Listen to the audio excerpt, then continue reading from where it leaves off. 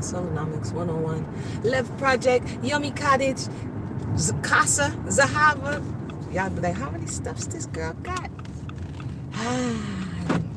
Those are all the little babies, business babies, I call them, along the way. And you take your time and you grow them up. But anyway, that's not what we're going to talk about today. It's just been a while since I did the whole spiel. For those who just joined us, shout out to you. If you're new to the channel, subscribe, all that nice good stuff. If you're not used to this is the morning drive. And sometimes I come on and sometimes I don't. And this morning I came on. If you saw the video last week, it was last week. Let me know your thoughts, because let me go this way. Let me know your thoughts, because I find that, and I'm gonna talk about the truth about Adam and Eve. As a matter of fact, let me just go to the truth about Adam and Eve, because I might get diverted, right? So, the truth about Adam and Eve, or the Adam and Eve story, is that it's a blueprint. That's the truth about the Adam and Eve story. It's a blueprint. Once you understand that it's a blueprint, there's people who waste time to argue, oh, it didn't happen, or it did happen. There's people who waste time, in my estimation, I call it wasted time, who waste time to say what the apple was and what the fruit, well, it wasn't an apple and it wasn't a fruit. There are things that I go by what the text says, okay? Text doesn't call it an apple, so for those out there who keep saying it's an apple, it's not. It's a misrepresentation. It just says a fruit. Doesn't tell you what fruit. There's a lot of theories about what fruits, because the human mind wants to discover all things, and that goes back to this blueprint in the beginning, right? So I'm just going to talk a little bit about it, because I was having a conversation about it this week, and it's a place where after all these years, after many, many years, I've decided to just stay still for a minute in this place, in my studies, and just stay still, because it's the place that will give you an understanding of how things go off, why things go off, and why things continue to be off. Now, people will use the Adam and Eve story to say why women should be oppressed. That's something that has been done. This is why a lot of people contest what they call the Abrahamic religions, is because this story shows that the woman is the culprit, and so this is why she should be subjugated. This is why she can't be trusted. So people use it to, especially the male counterparts, through history, have used it as a means of subjugation. Okay? We're going to put that aside for a little bit. If we understand that the Adam and Eve story is, the narrative is a blueprint, and our objective, because it all depends on what your aim is. The thing I just put to the side shows you that the person's aim, who's using the story to oppress, to subjugate people, their aim is subjugation. Their aim is to find a reason that I'm going to make you submit to me. That's oftentimes the mental reason. I'm going to find a reason, because here's the thing about our conscience. Our conscience needs to feel, even when we're wrong, that we're right. For some reason, that dissonance that exists inside of us, this is why sometimes we reject thoughts, or we manipulate the thoughts, or manipulate reality, because we don't want to feel like we're wrong. No matter how wrong we are, we have to justify it by, I'm doing it because of this, or I did it because of that, because inside that feeling of being wrong doesn't sit well.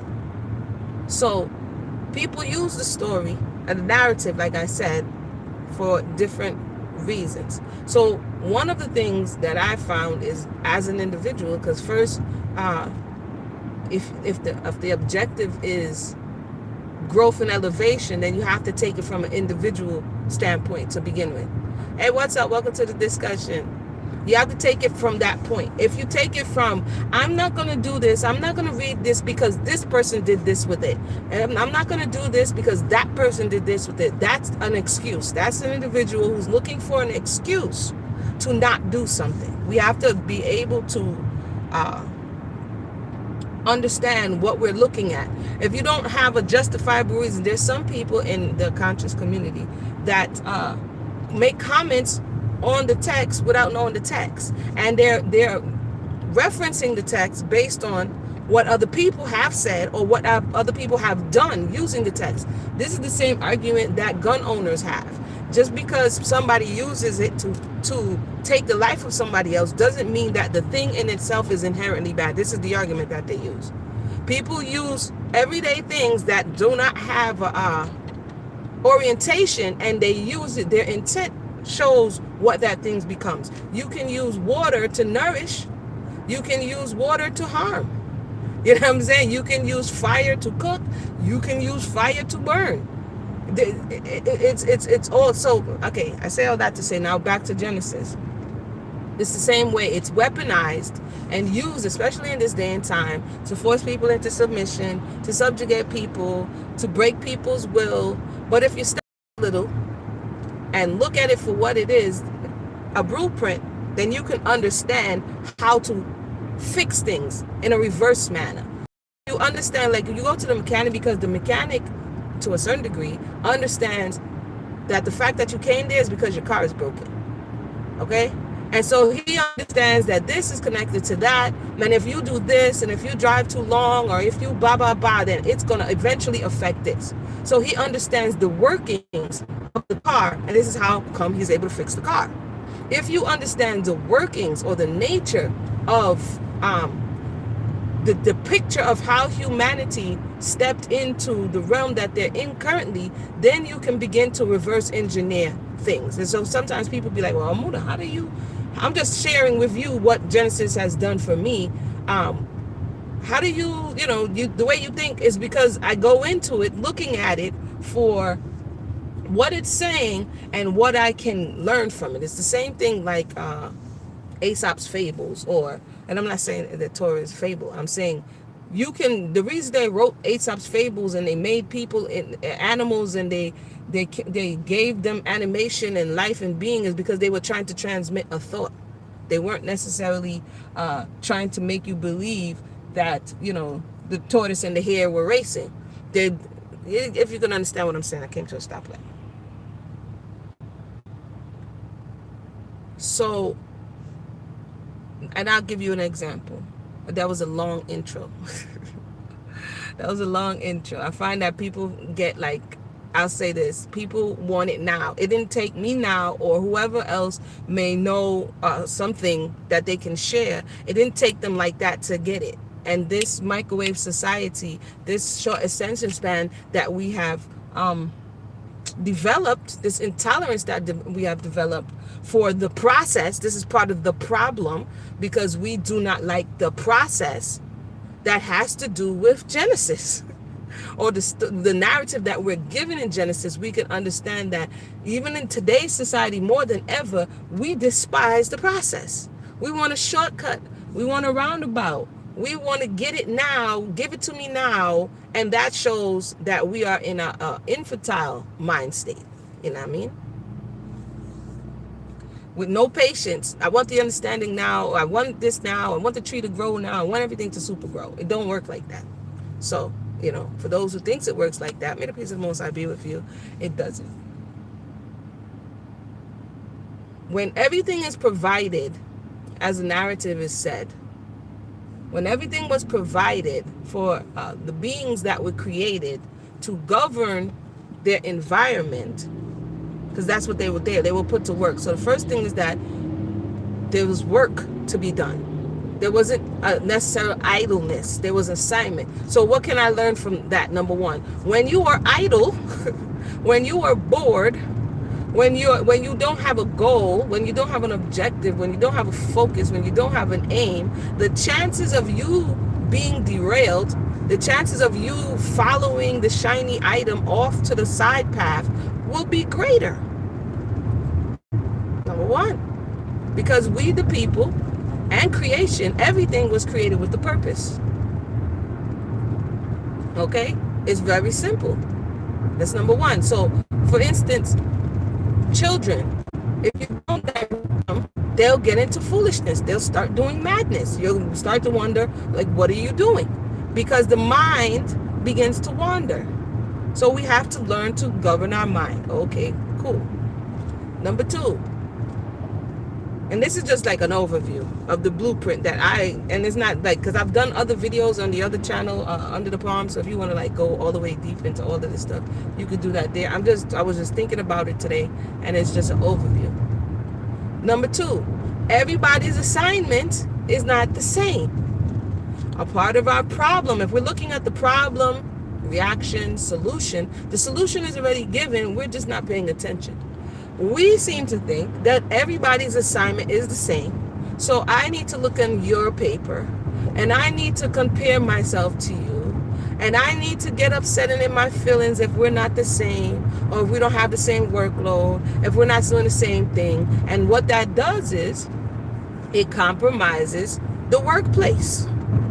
Okay, imagine you go on your job and you are whatever your position is, and you're comparing yourself to the position of the janitor, or you're comparing yourself to the VP, and it's like, okay, that's not your job assignment. That's not what you necessarily bring to the table. That's not what you've been equipped for.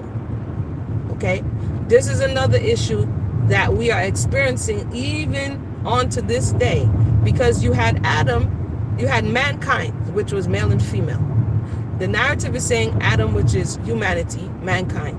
From out of that, you have the other principle, which was within, but then it was now externalized, which would be who's later called Eve. They both collectively have an aim and a goal, but individually they have their own job description.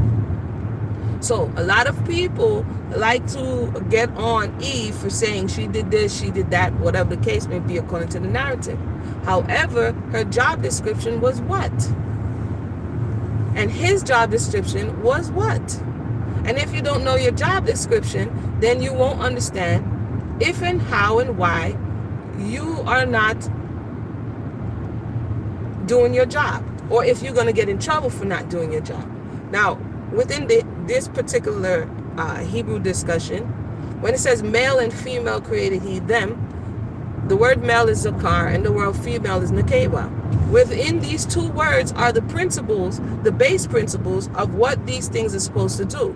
Now here's a heads up.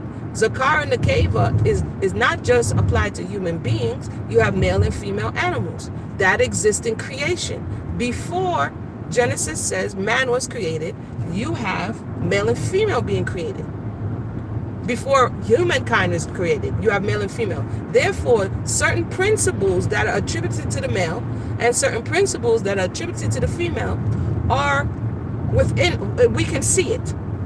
You can look at a species and say what this is responsible for. Even within the plant kingdom, you have a male plant and you have a female plant. The male plant will flower, but it will not bear seed. The male plant pollinates the female plant. So you have this concept all throughout. You do not have to simply believe what you're being told when the principle is there for you to do the work and check it out yourself. Okay, these are the secrets. I'm going to say secrets. This is the truth about Genesis, is that it's a blueprint. And if you step back for a moment, non-religiously, not telling you to, I'll get on that in another minute, but not in a, kind of way, like, and then not in that kind of way that it gets you all worked up and it's just a Sunday school kind of way. Not that kind of way. The kind of way that, I should have went that way. The kind of way that I should have went that way. I should have turned right there. Anyway, I'll do it. I'll turn up here. In the kind of way that it allows you to grow your understanding, grow your spiritual nature, and progress as a person. And people don't lack religion. They lack growth and elevation. You understand? There's no lack of religion. There's no lack of churches. There's no lack of people, saying they got the way. There's no lack of that. It's all over. But people lack understanding. And because of lack of understanding, the people perish. A lack of knowledge, the people perish, right? So right now they have knowledge and the people are still perishing. It says for the lack of knowledge. But he also says wisdom is principle. Therefore get wisdom, but with all you get understanding.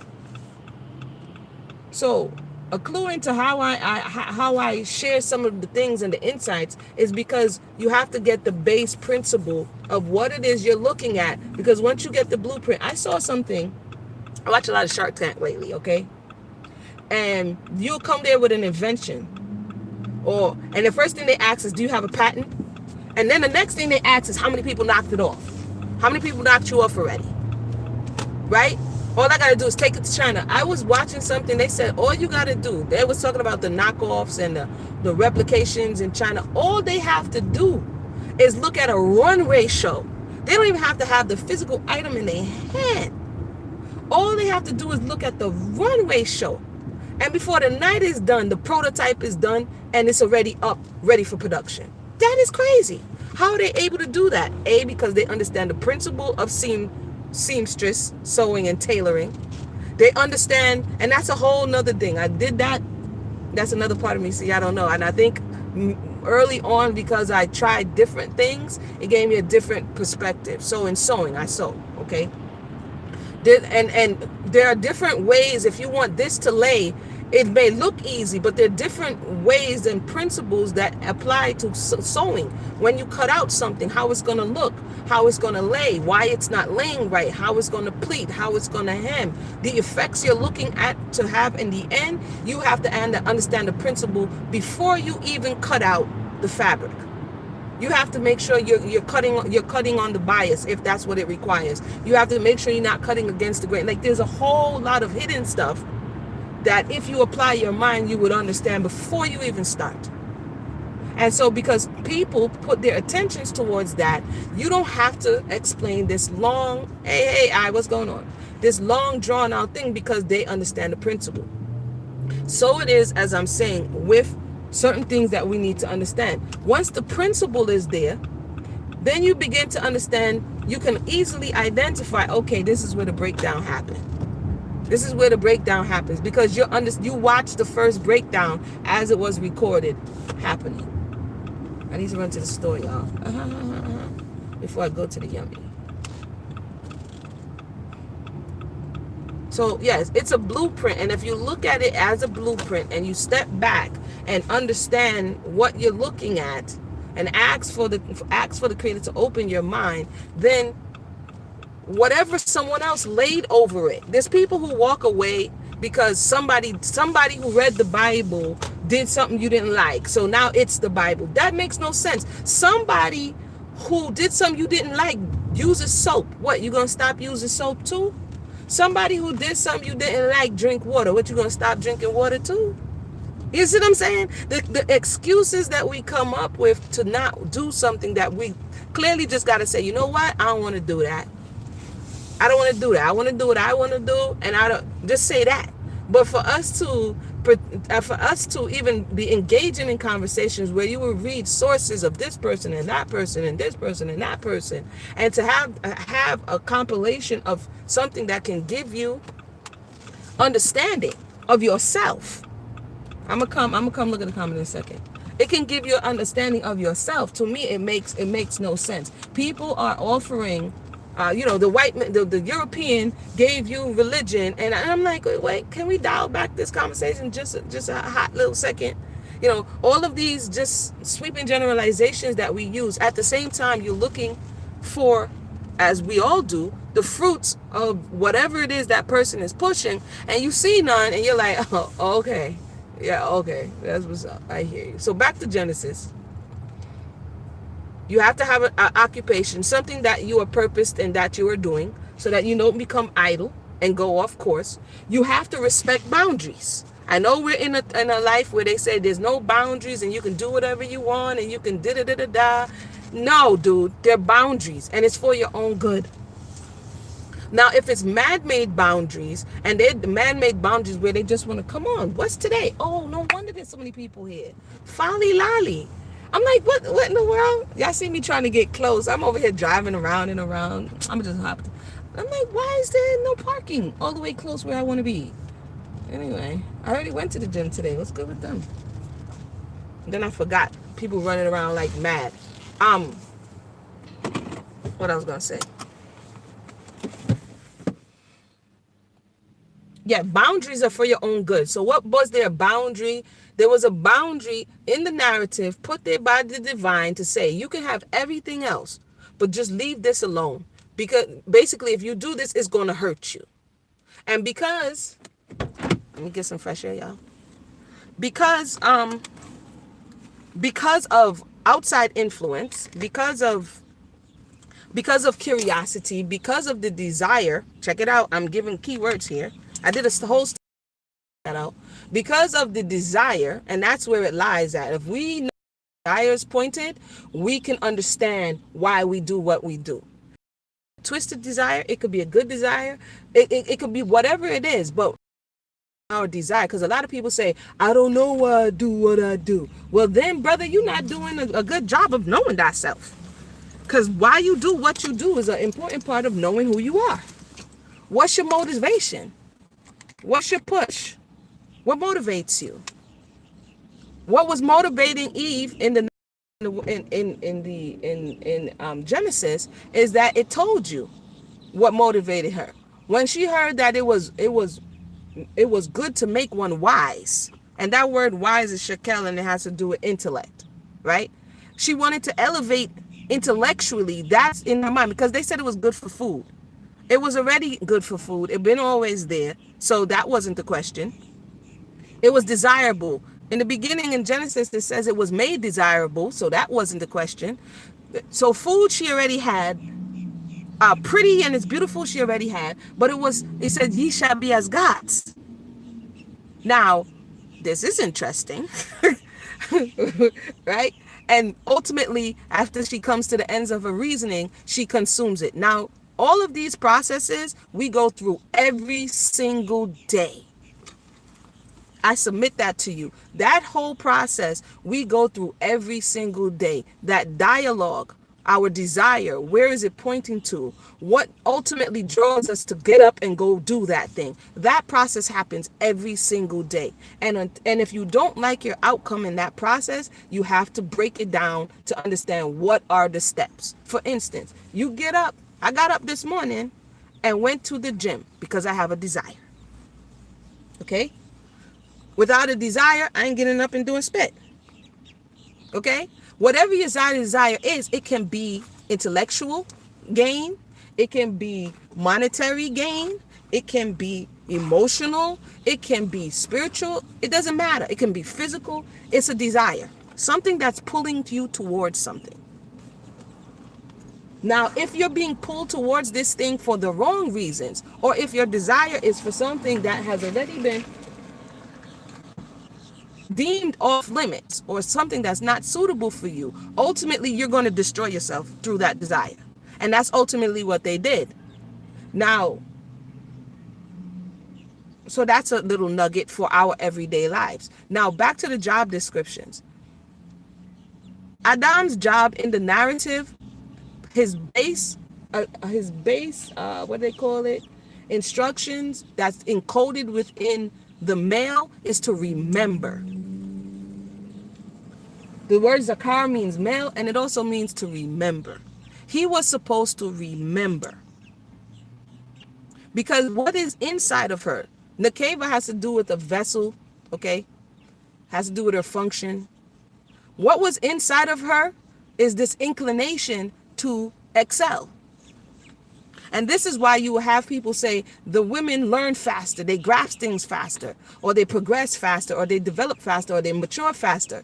And it's not that he's supposed to suppress her. She's supposed to balance him, and he's supposed to balance her. Because if she does not have any, hey man, remember, then she will keep going and going and going, and ultimately you're going to go out the way. You're going to go off the deep end. So even in this society, I'll give an example of when again, Genesis, but when the male and female do not balance each other. When the male and female did not balance each other in this society, right? And I'm going to come to any questions you have, and then I'm going to run in the store. When the male and female didn't balance themselves in this society, let's say during slavery, the patriarchal system, that means it was too much male-dominated energy. And the male energy dominates. When you look at the nature of male energy, it expands, okay? That's when you see the male member, what does it do? It expands, it rises, it dominates. This is just showing you the principle within the male, not trying to be funny. Oopsie. Here. It's active. There's something in the going off the top of the dome, but I have the Solonomics book here, so I'm gonna pull some of this male energy. It starts to be strong, right? Movement. It's hard. It's a giver. Okay.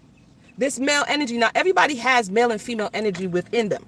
However, but the male principle has this, is dominated by this energy. Now, if he's not balanced, meaning like if he's the sun, then she's the moon. If it's not balanced, it creates imbalance. So in this country or in the West, when the male dominated energy, let's say the daylight, tried to suppress the moonlight or the balance, then things went out of order. People were more concentrated on gain and expansion, and you have this revolution and that revolution, and by any means necessary, they're going to accomplish their will. That was the male. So yes, these bodies that he did not grow within himself, he did not nourish, that means he doesn't necessarily have a connection with them.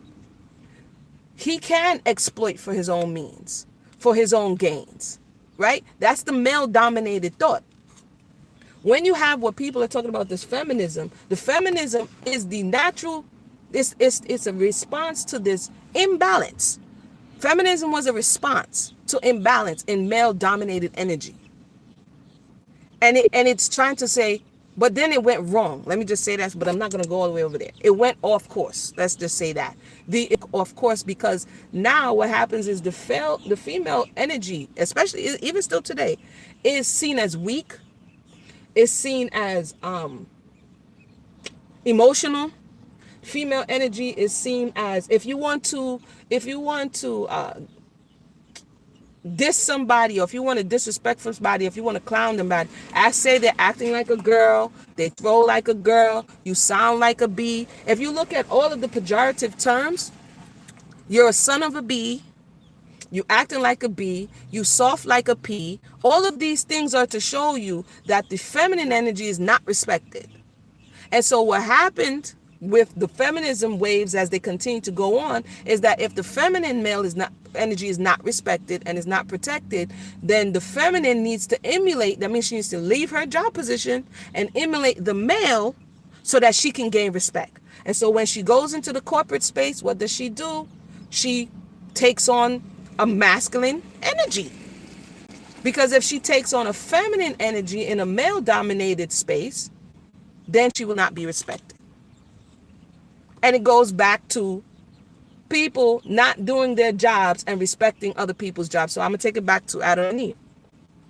When Adam failed to do his job, which was to remind her, he decided instead to partake. And when he partake of as the Torah is saying, the fruit, when he partook of it, what happened? Instead of taking responsibility for the actions that he took of not doing his job, he shifted the blame. That still happens today. So people who say it's not real and it's not true, I'm like, well, there's sure a whole lot of principles in here that have not changed. They haven't changed. So how much in life do we not do our jobs, not do what we're supposed to do, and then look to shift the blame onto others? That happens every day. We're watching it happen on impeachment trial. We watch it happen in the news. We watch people not take personal responsibility for the role that they played, or the role, or the neglecting the role they were supposed to play, and then shift the blame onto someone else who they feel is more subordinate.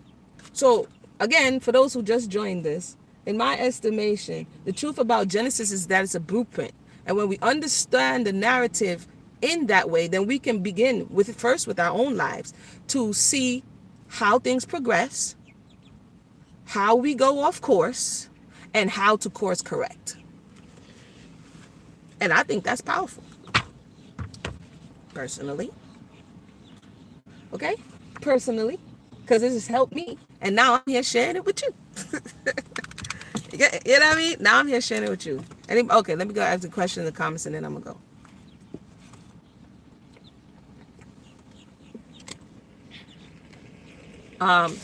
I says, Miss Israel, what led you on the path to become enlightened? That's an interesting question. You know, I said I was gonna share a story, but I guess I'll share it now since you asked the question.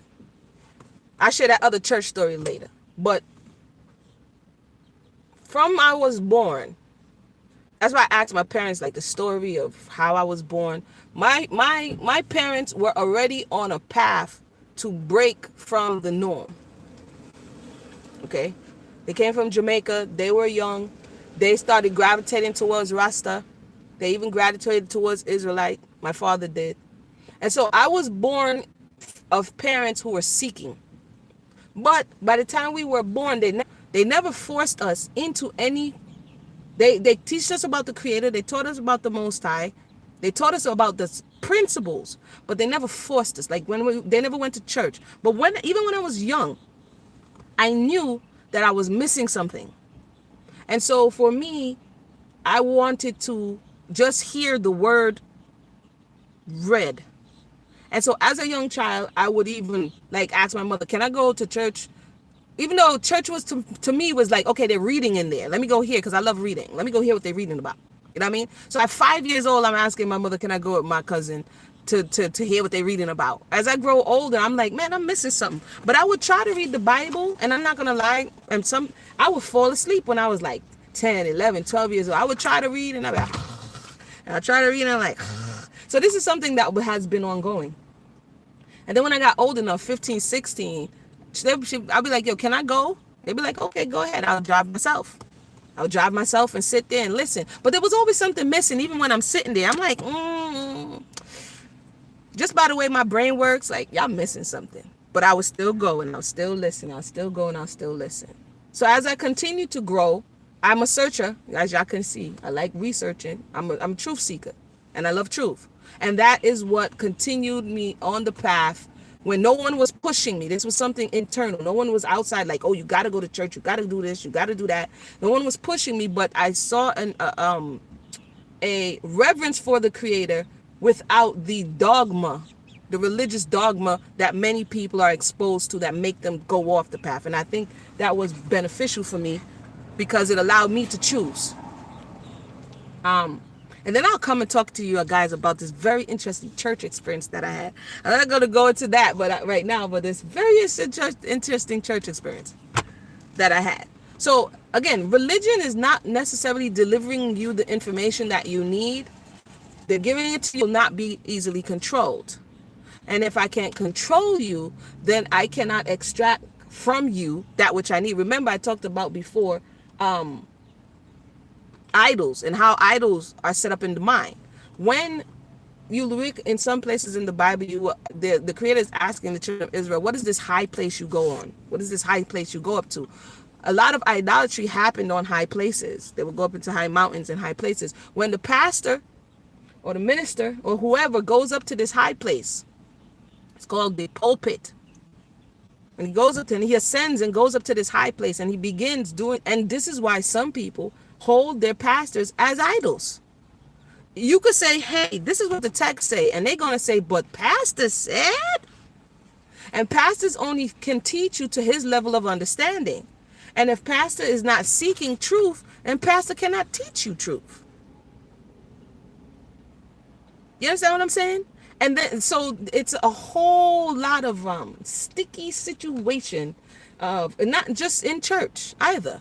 It's other places when you come out and you go into, they bring the same mentality and the same mindset into all of these places where mankind is over mankind, seeking to subjugate mankind because that wasn't the original design. And that we also see in the book of Genesis, that wasn't the original design. And as long as we continue to try to replicate something that was not the original intent, then there stands to be a space where people can abuse other people and extort other people and exploit other people. And this is just the truth. But because we feel safe, if we get our little dose, if we feel we're covered, it's like having, insurance, but it's sufficient coverage. If we feel we're being covered, then, it's sufficient. As long as I get my dose, I go in there, I hear what he says, and then I leave. You know what I mean? And then I'm okay for the next week till I get to the next week. People do it when they come out of the church. They do it when they go into the mosque. They do these rules. And it's not to say that routine doesn't have its place. Routine does have its place. But if you're putting these rituals and these routines in place of really being connected with the divine and really being guided and really being led, then it's just dogma. But with that said, hopefully I was able to share some thoughts on Genesis. I do more breakdown and give you all the information over at Under the Palm. I'll probably put the link in here after I get back or whatever. But yeah, any more questions, feel free to ask. It's a lifelong journey. And people start differently. Let me say that. For me, that's how it started. And I continue on this journey. I'm about to be, the 4.0 in a minute. It's been like 40 years in the wilderness. You know what I mean? I've been 40 years in the wilderness. And that's how I continue to finally get to where, wow, okay, I'm starting to see. Now, some people will say, that's the white man, the European, he used the Bible to blah, blah, blah, blah, blah. And you're like, oh, okay. Okay. Can we go more into that? You know what I mean? Here's one more thing.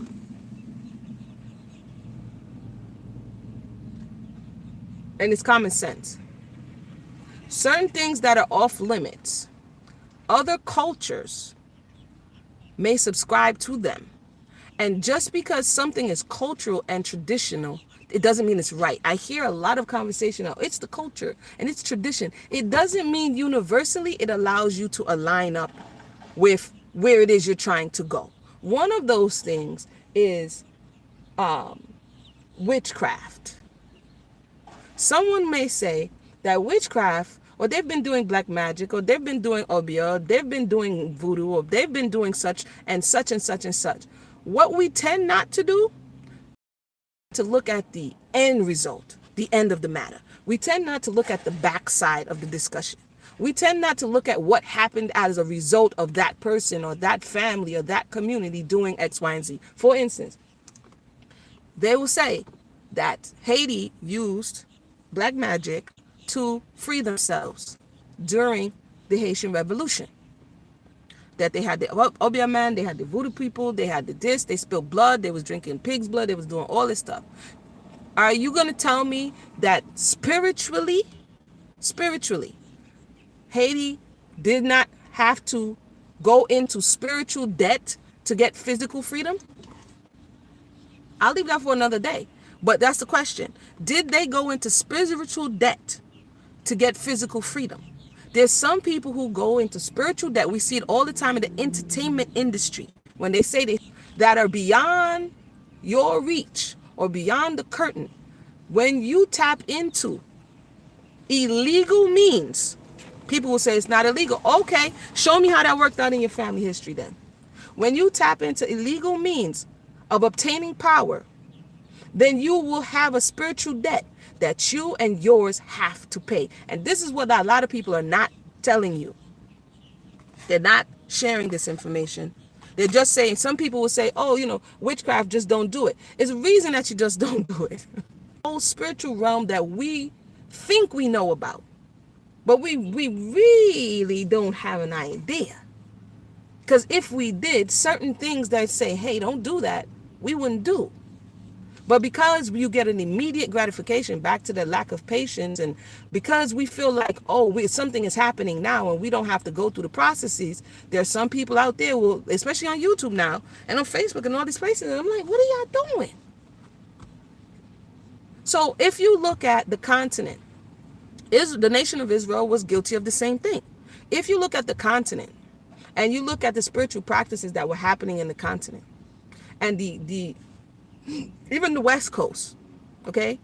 You're going to tell me that there wasn't a spiritual debt? There's no way, like I think Malcolm X said, there's no way a man could go into a house and tie up the strong man and take over the house unless the strong man is tied up. There had to be a level of spiritual debt that opened the gate for you to be subjugated in the way that you were, the way that our foreparents were. There had to be.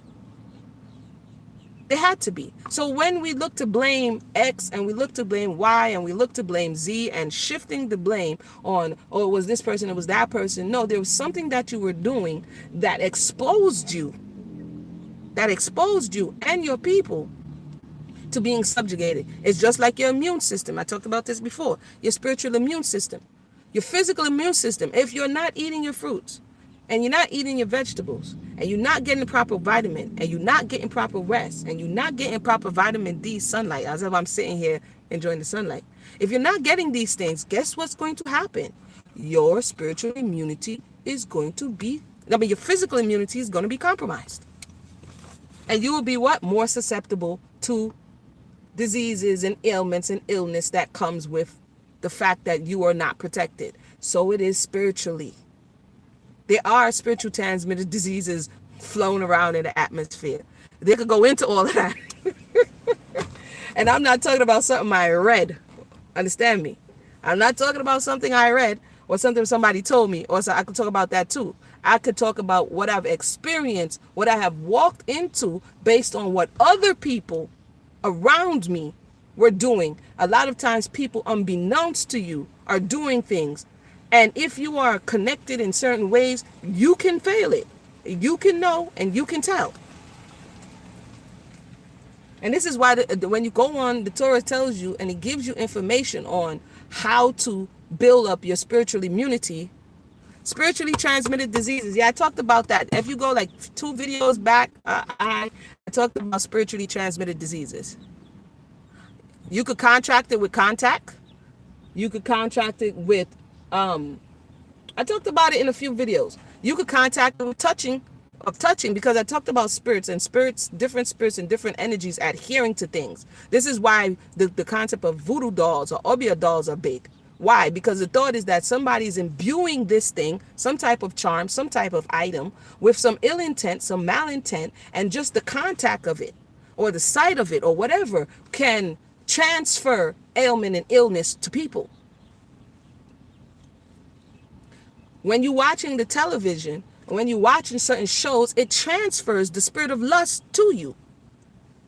When people are hooked on pornographic material, it's because the spirit of lust is this spirit, spiritually transmitted disease of lust, is being transferred through you, through your senses, through your eyes, through your ears. When I talked about the R. Kelly discussion, in addition to other things, he gives an insight into the fact that he was exposed to certain things, among other things.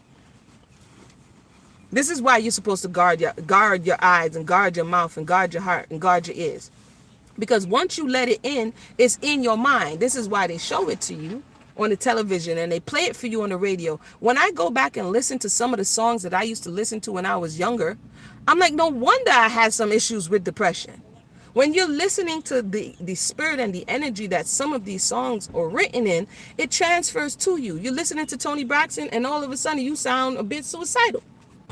You're here, unbreak my heart, say you love me again. The dude don't love you. You see what I'm saying? You know, and you probably attracted him because y'all had common trauma bonds. You feel me? And you need to, you trying to connect with him so that you can continue to feel the way that you felt all your life, and you need to heal that trauma, and you won't be singing Unbreak My Heart. They kept us in a space where we wanted to that way, because with songs and sound, we remember where we was when we heard it. We remember who broke our heart. We remember all those things, and it continues to teleport us back to that time and space. And then we wonder why in 2020 you're probably going to attract somebody who does the same thing, so you can play that same song, you know what I mean, and then you can feel that same way. He said that was your song? Yeah. Say you love me again. Okay, you can't unremember lyrics. That's the next thing about songs that we have to be very mindful of. Songs, I could not have heard a song in 20 years and I remember. The babies be like, you know that song? And you word for word remember them lyrics. Because that's how we learn. We learn in this rhythm. And so that's why they teach children with a rhythm. If you teach them with a rhythm and you give them a song, or you teach them the ABC, they'll be singing A, B, C, D, E. They'll be 100 years old still singing it just like that. And a P. And a P. We learn in rhythm and we learn in story form. If I tell you a story, you may not. If I tell you a story, you may be LF. What's going on? you may be able to retain more of what I said. And this is why it's important to be able to speak in story form. And this is also why many of the biblical narratives are so powerful, because it just speaks in nothing but short story forms. And you remember these story forms. You have a person, a place, a thing, an occurrence, a verb, what's happening. Good morning, Ella. What's going on? Why the guy who just got in his car was looking at me like, who's she talking to? She talking to herself. Y'all got me sitting in the parking lot. He looking at me like, who's she talking to? So yeah, back to the beginning. The truth about it is, and if you dissect that blueprint and you understand to a certain degree what the story is trying to transmit to you, what is it saying to you, how did things go wrong, and then you take the blueprint, because no matter where you go, a blueprint is a blueprint. I could go to Nova Scotia with the blueprint, and I want to build, a 3-bedroom house in Nova Scotia. It will build the same house in Nova Scotia than it will in South America, because I have the blueprint. So take the blueprint once you get it, and then put it to your life and begin to identify the characters. Who is who? You know what I'm saying? Where is my desire pointed? Is it towards something that I'm not supposed to have? Is it towards something that's going to destroy me? Is it towards something that X, Y, and Z? Some people it's towards food. Some people it's towards sex. Some people it's towards power. And I could go into that more. You know what I mean? And so therefore you begin to take the steps and plan the ways in which you're going to obtain this thing. And you, the lady laughing at me. I'm about to go. Lady, huh? You do the same thing? She pulled up laughing at me. Yeah, let me run in this store. I'm looking for some smoked salt, y'all. I'm about to make me some seasoning, some smoked salt. So with that said, everybody, thanks for tuning in. I could go all day, as y'all could say. This is one of my topics. You feel me? And I'll come back to slavery too, because she also got a YouTube channel.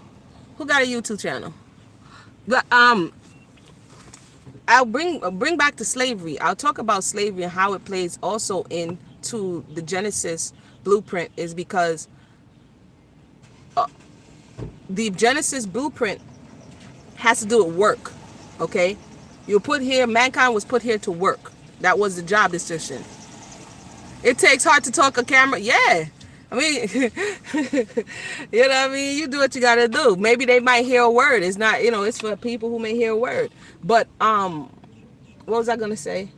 So work is another place that people are exploited. And this is what slavery is. Somebody is taking your labor and exploiting that labor for their personal gain while robbing you of the benefits of your labor. In simplistic terms, that's what slavery is. So when things went off course and somebody is saying that I don't want to sweat to eat bread, I want you to sweat to eat bread, and so I'm going to exploit you in some way so that I can eat bread without sweating. That's somebody trying to negate the judgments that was levied for going beyond the boundary. Tell me I'm lying. And it's all there. It's all there in principle form. It's all there in principle form. And so this is what we're looking at. If you're looking at the multi-billionaires, they want to use other people's labor to fatten their purse so that I don't have to sweat. A lot of times I hear people on YouTube, I watch different people, when I'm in my business mode, and I hear people like, oh, I don't want to sweat, or I don't want to work, or I just want to recline, and then the money comes in. And I'm like, but that's not how it works. Somebody, somewhere is sweating. If it ain't you, it's somebody. Because principally nothing gets done without energy transferring. Somebody somewhere is sweating. If somebody's only doing whatever it is that they're doing and no one else is moving things around, you're not eating bread. If somebody's not planting, if somebody's not farming, if somebody's not milling, if somebody's not baking, then no matter how much you want something to happen, it's not going to happen. If somebody's not sewing the clothes that you're buying, then you don't have clothes on. So you didn't get around the fact that somebody's sweating to eat bread. You got around the fact that that somebody is you. I was watching C-SPAN and these dudes was talking about patriotism and hard work that their forefathers put in.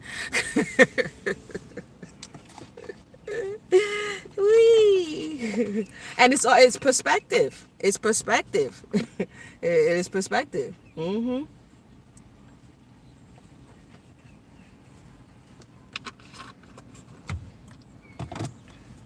I know I gave y'all a lot, so I'm gonna go ahead and roll now.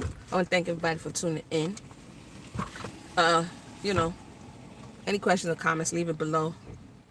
And if you want to challenge me, feel free to do so respectfully. You know, free to do so respectfully, because this is how we get information. When we exchange and we, you know, create some level of friction or some level of agitation, it helps to bring.